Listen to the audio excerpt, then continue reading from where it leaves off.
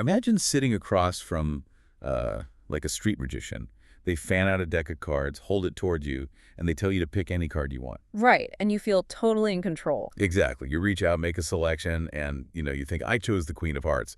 But the reality is, the deck was completely stacked. Oh, yeah. The magician forced that card into your hand through, like, all these subtle, invisible manipulations. Yeah. You only had the illusion of a choice.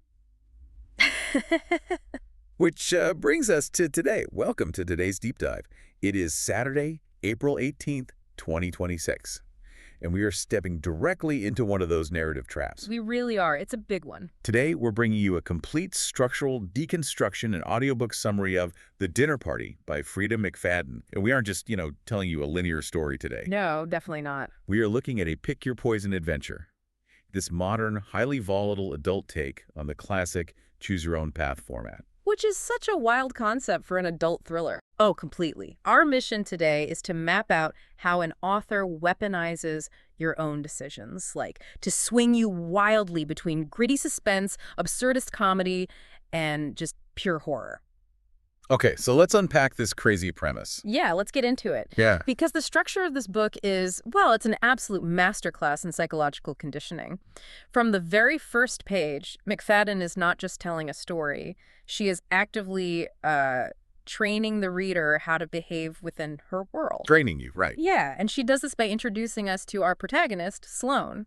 And Sloane is, she is a diner waitress who is fundamentally out of options. She is completely broke, recovering from some, vaguely mentioned recent legal trouble. Which is never a good sign. Right, and she's currently sitting 2 weeks behind on her rent. And she is living with a roommate named Blair, who sounds like an absolute waking nightmare. Oh my gosh, Blair. Yeah. Blair describes herself as a brand ambassador, though. Her parents actually pay her rent and bought her this pristine silver Audi. Of course they did. Yeah. And Blair is threatening to throw Sloane out onto the street immediately. The desperation is just so thick early on. Sloane is literally lying in her dark bedroom to save on the electricity bill, scrolling her phone, trying to figure out how to just survive. And she comes up with some pretty creative ideas. Oh, yeah. She briefly considers starting an OnlyFans page, but specifically to post pictures of HVAC units and artisanal desk fans, just to make a quick buck. I love that detail. It's so funny. It's hilarious. But the humor there is actually a subtle distraction from the mechanical work the author is doing underneath. McFadden opens the book by presenting the reader with a series of choices that feel important, but they're actually designed to string away your agency. Right. The early prompts are entirely driven by Sloane's sheer desperation. Do you stand up to Blair and demand some respect, or do you just submit and promise to find the rent money? And then there's the cat. Yeah. Later, when you're rushing out the door, do you take a moment to feed a stray cat, or do you ignore it? Wait, I need to push back on this interactive format for a second, because if I'm reading a book where I get to make the choices, I want those choices to matter, Sure, absolutely. But if you stand up to Blair, her massive boyfriend just literally picks you up and hurls you into a snowbank. Yep. And if you try to do the nice thing and feed the stray cat, the cat literally attacks your jugular. It feels like every single decision you make is just met with a different flavor of punishment. It really does. So why would anyone want to read a book that just slaps their hand every time they try to engage with it? Isn't that just super frustrating? It sounds frustrating on the surface, definitely. But it serves a really vital purpose in establishing the rules of engagement. Okay, how so? Well, by punishing those early, seemingly logical or moral choices, the author is breaking down your reliance on standard storytelling tropes. In a normal book, the hero stands up to the bully and wins, right? Right, yeah. The hero feeds the stray dog and gains a loyal companion. But McFadden subverts those expectations immediately. She is conditioning you to understand that standard morality will not save you here. You're being primed to accept that survival might require making deeply uncomfortable or even totally irrational decisions later on. Oh, wow. Okay, let's unpack this with an analogy. It almost feels like accepting the terms and conditions on a software update. Oh, that's a good way to look at it. Right. Like you download a simple flashlight app, and a pop-up asks for permission to access your microphone and your contact list. Which is terrifying. Exactly. Giving a flashlight your microphone data is a terrible idea. Yeah. But you also know that if you hit decline, the app just closes. You can't use it. You click agree because the mechanics of the situation force you to, even while alarms are going off in your head. Taking that terms and conditions idea further, the author is essentially forcing you to click agree just to get out of the apartment. Eventually, the plot requires Sloane to get a phone call from an old friend, Avery. Avery offers her this sketchy, incredibly high-paying waitressing gig at an isolated mountain estate called Peyton's Peak. Sketchy is an understatement. Oh, entirely. And to get there, Sloane has to secretly borrow Blair's prized silver Audi. The narrative funnel forces you into the car and onto a dark, desolate mountain road where the GPS completely cuts out. Of course it does. Naturally. And this isolated drive introduces the first major structural motif of the entire book, Jasper the hitchhiker. Okay, so picture the most ominous setup possible. Sloane is driving up this winding, freezing mountain road completely alone, and she catches a glimpse of a guy in her headlights. A classic horror setup. Total classic. He has a massive, bushy beard, and he's carrying a heavy duffel bag. When she slows down, this guy, Jasper, tells her a heart-wrenching story. He claims he's carrying the ashes of his deceased wife, Lorna. In the duffel bag. Yeah, taking her on a trip so she can finally see the country. Yeah. It's a textbook moral dilemma for the reader. And Jasper functions as a brilliant narrative trapdoor here.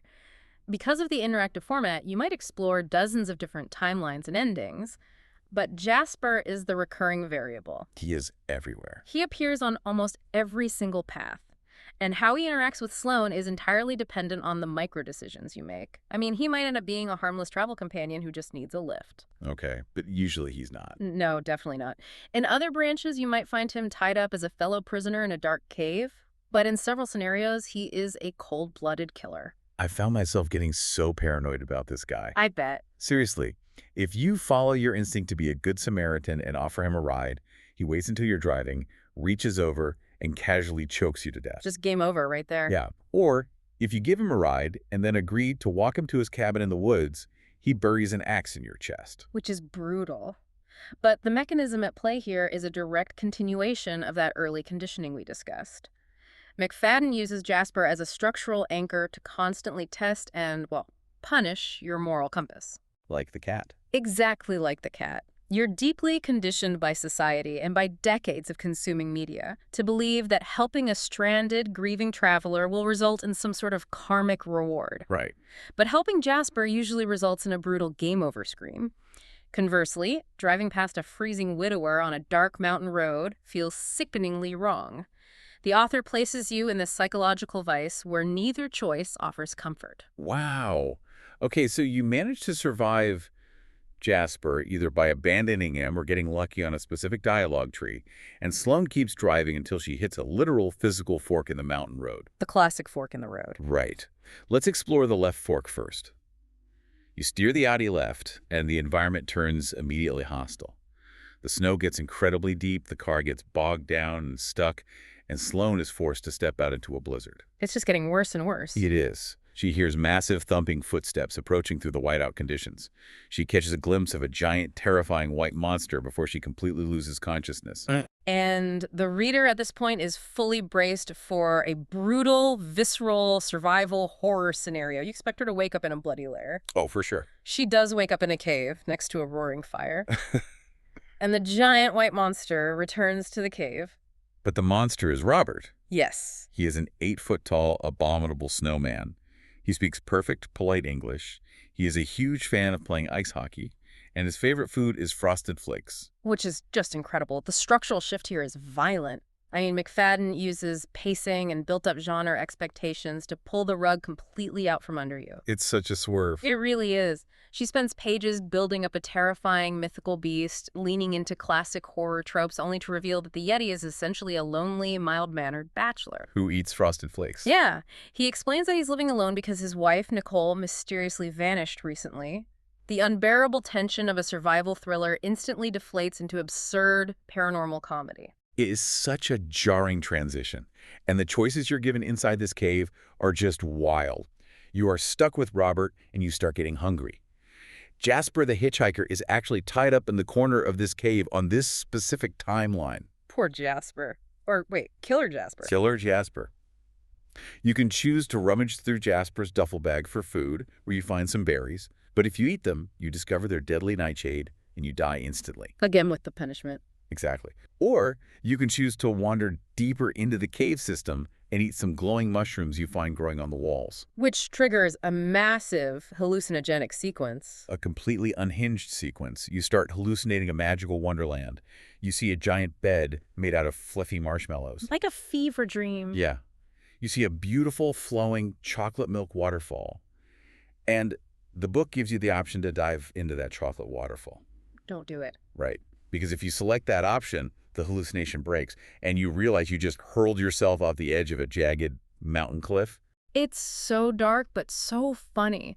But the alternative to those fatal choices is where the format really shines. You can choose to stay in the cave and actively romance Robert the Yeti. You can sleep with the abominable snowman. You really can. You spend a steamy night with him.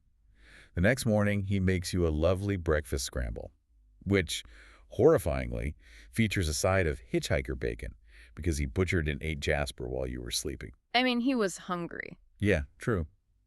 Sloane decides to stay with the Yeti permanently. She even writes a memoir about their romance, which becomes a massive #1 New York Times bestseller titled That Pucking Snowman. Pucking with a P because of hockey. Yes, exactly. Consider the mechanics of why your brain accepts that ending, though. In a traditional linear thriller novel, if the protagonist suddenly abandoned a gritty survival plot to romance a hockey-playing Yeti, the reader would throw the book across the room. Oh, 100%. It makes no sense. Right, the suspension of disbelief would be shattered. But interactive fiction operates on a different psychological contract. Because you actively steered the car to the left fork, and because you actively chose the dialogue options that led to the romance, you accept the absurdity as a direct consequence of your own agency. The author grants you permission to break the genre. Exactly. That makes so much sense. We feel responsible for the weirdness, so we just, roll with it. Yeah, we own it. Okay, so let's see what happens if we steer the car in the opposite direction. Going back to the fork in the road, we take the right path. Right. There are caution signs everywhere, warning of sharp turns, but the road itself is surprisingly clear of snow. This path actually brings Sloane to her destination, the waitressing job at the massive Wentworth estate. The actual dinner party. Yes. And the vibe here is the complete opposite of the Yeti cave. There is no comedy. It is pure, suffocating dread. The author constructs that dread so methodically, using environmental red flags that the protagonist is forced to ignore. Like, the moment Sloane's car crosses the threshold, massive iron gates slam shut and physically lock behind her. Red flag #1. Oh, big time. And then she's greeted by an impossibly handsome blonde butler named Carson. As he takes her coat, he leans in closely and whispers a clear, unambiguous warning. You are in danger. Yep. It's the terms and conditions trap all over again. The reader is screaming at Sloane to turn around, but she literally cannot leave because she needs the rent money. She's trapped by poverty. Yeah. She's introduced to the host, Mr. Wentworth, and the guests for the evening. And surprise, Avery, the friend who set up the gig, is sitting among them. Convenient. Very. Wentworth explains they are the Adventurous Eaters Club. They're this secret society of wealthy individuals who track down and eat highly exotic, sometimes mythical animals. Which is just deeply unsettling. And then Wentworth makes a very strange demand before Sloane can even put on her waitress uniform. He insists on taking her photograph for an employee ID badge, but he makes her stand on a very specific, slightly raised tile in the floor to take the picture. Which turns out to be a hidden scale. Yeah. One of the wealthy guests, a man named Heinrich, looks at a monitor and excitedly announces to the room that Sloane weighs exactly 124.6 pounds. It is such a skin-crawling detail. It really is, and the specificity of the number is what makes it so unsettling. It reduces the protagonist from a human being into a quantified metric, just meat. And it sets up the thematic bridge between the two forks in the road. While giving Sloane a tour of the dining room, Mr. Wentworth proudly shows off photographs of the various exotic creatures the club has consumed over the years, and he points to a framed picture of a female abominable snowman. They ate Robert the Yeti's missing wife. They did. The cannibals at the Wentworth estate are the reason Robert is a lonely bachelor on the left fork of the mountain. The two wildly different genres are actually occurring in the exact same physical universe. It's brilliant world building. It is. And the revelation of what happened to the Yeti's wife perfectly primes the reader for the ultimate twist of the right fork. The exotic, mythical meat being served at tonight's dinner party is not an animal. It's Sloane. It is Sloane. The pacing completely explodes here. Mm-hmm. You go from a slow, creeping dread to absolute chaotic panic. You have to make split-second decisions on how to escape the estate. Which is nearly impossible. Oh, completely. If you run into the kitchen to find a back door, you run into the dapper little Chef Jacques. He corners you with a massive meat cleaver, explaining how excited he is to serve your tender cuts with a classic béarnaise sauce. Yikes. And the escape routes are really designed to subvert your expectations of safety. If you try to fight your way through the dining room, assuming the elderly, frail-looking guests will be easy to overpower, they suddenly produce ancient, brutal weapons like tridents and spears and just hunt you for sport. Oh, wow, tridents. Yeah. And if you trust your oldest friend, Avery, and ask her to show you a secret exit, she leads you directly to the center of the dining table. Which is so messed up. It is. The author uses Avery to inject a dark commentary on modern greed. I mean, Avery willingly sold her desperate friend to a cannibal cult simply because the payout was large enough for her to finally buy a luxury loft she'd been eyeing. Avery trades her best friend for real estate. So dark. Very dark. There's also an option to run up to the attic during the initial tour. If you snoop around, you find a row of reinforced cages. One of them contains a massive, living dire wolf. A dire wolf? Yeah. The reader gets a prompt to unlock the cage, assuming the wolf will be grateful and protect Sloane. Yeah. But the wolf just stays in the cage, totally ignoring you. However, later during the climax, that same wolf breaks out of the attic and massacres the entire Adventurous Eaters Club in a massive bloodbath. Well, they deserved it. But amidst all that chaos, there is one path that appears to offer a flawless victory. If you place your trust entirely in Carson, the handsome butler who warned you at the door, he guides you through a secret hole in the perimeter fence. The Golden Path. Right. Once you're safe in the moonlit woods, he reveals his true nature. He drops to his knees. Fur rips through his skin, and he transforms into a massive werewolf. Naturally. Naturally. But he's not just a werewolf. He is a werewolf who also happens to be a Bitcoin billionaire. I love that detail. That's so good. He infiltrated the catering staff undercover to try and locate his own sister, who had been kidnapped by the cannibals. And this leads to what feels like the ultimate golden path for the reader. Yeah, McFadden sets up a scenario that fulfills every possible interactive fiction fantasy. You secure the wealthy supernatural protector. Your financial problems are permanently solved. The dream. The narrative jumps forward to a lavish fairy tale destination wedding in the Balkans, attended by a pack of elegant wolves. You are on a romantic honeymoon in a historic castle. The reader is allowed to completely exhale, believing they've outsmarted the book's punishing mechanics. Which is exactly when the trap snaps shut. You are in the honeymoon suite. Carson mentions he is feeling a bit hungry. He tells Sloane it can be dangerous for a werewolf to let their blood sugar drop, but he insists on going down to the kitchen himself like a good gentleman. Such a gentleman. The book gives you one final, seemingly innocuous choice.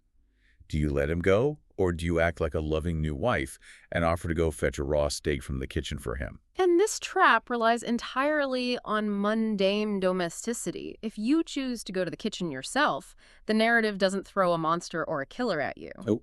Instead, you reach up to a high shelf to grab a glass jar of gravy to go with the steak. The jar slips from your fingers, it shatters on the floor, gravy splashes onto your legs, and a shard of glass cuts your hand. Uh-oh. Carson hears the noise and rushes into the kitchen. He sees his new wife covered in the scent of raw meat juice and fresh spilling blood. His primal werewolf instincts instantly override his human consciousness, and he devours you on the spot. It is so tragic. You survive a cannibal cult. You survive an abominable snowman. You marry a billionaire. And you die because you dropped a jar of gravy. It's the darkest, funniest commentary on the illusion of control. No matter how many life or death situations you successfully navigate, a tiny, clumsy mistake in a kitchen can end it all. The author always wins. The author always wins. But as meticulously constructed as these divergent paths are, the author hides the true nature of the book entirely until the epilogue. Yes, the epilogue is incredible. The epilogue completely removes the interactive element. The perspective shifts away from Sloane, and the story is suddenly being told from the point of view of Jasper, the bearded hitchhiker. Right, and throughout the entire experience, Jasper just feels like a bad roll of the dice, a random obstacle programmed into the simulation to keep you on your toes. Just a boogeyman. Yeah, but the epilogue reveals that Jasper's presence on that mountain road was not random at all. He wasn't just a drifter who snapped, he was actively hunting Sloane. Wait. Yes. The narrative reveals a piece of Sloane's backstory that recontextualizes every single event. We learn that prior to the events of the book, Sloane fancied herself an animal rights activist. Oh, I see where this is going. In a deeply misguided attempt to be a hero, she stole a set of master keys to a local zoo. She snuck in at night and opened all the enclosures, believing she was liberating the animals. Wow, she let zebras and emus run wild through the city. She did, but she also unlocked the enclosure for a giraffe. That startled giraffe ran out of the zoo, panicked in the city traffic, and trampled a pedestrian to death. Oh my God. And that pedestrian was Jasper's wife, Lorna. Lorna, the ashes in the duffel bag. The very same.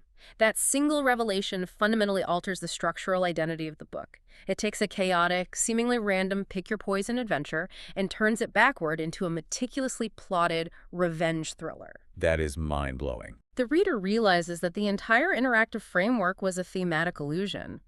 You spent the entire book agonizing over which fork in the road to take, believing your choices in the present moment dictated your survival. Right. But the reality is, a choice Sloane made years prior had already sealed her fate. The danger wasn't generated by the mountain. The danger was waiting for her on the side of the road because of her own past actions. She's a dead woman walking before you even turn to page 1. Exactly. The entire exercise in agency was a ghost story about inescapable consequences. Yeah. And then, as if to give the reader a psychological ice pack after all of that whiplash, the source material includes a bonus excerpt at the very end from another book called Dear Debbie. The inclusion of the excerpt functions as a deliberate palate cleanser. It definitely is. After surviving the paranoid, hyperlethal puzzle box of the dinner party, you are suddenly dropped into a grounded, linear domestic drama. It follows a mother trying to navigate the mundane complexities of raising 2 daughters. A silent teenager named Lexi, who hides behind headphones, and an athletic daughter named Izzy, who is dealing with the fallout of being kicked off her soccer team by a questionable coach. It is the ultimate grounding technique. It really is. By placing something so incredibly normal and linear right next to the interactive madness of Yetis and cannibals, it forces you to realize just how intensely your brain was working to survive the previous 300 pages. Right. To synthesize the mechanics of what McFadden achieved here, interactive fiction is designed to make the reader feel powerful. By letting you turn the steering wheel, the format flatters your intelligence. Yeah, you feel like a genius. But the dinner party uses that format to demonstrate how easily that power can be subverted.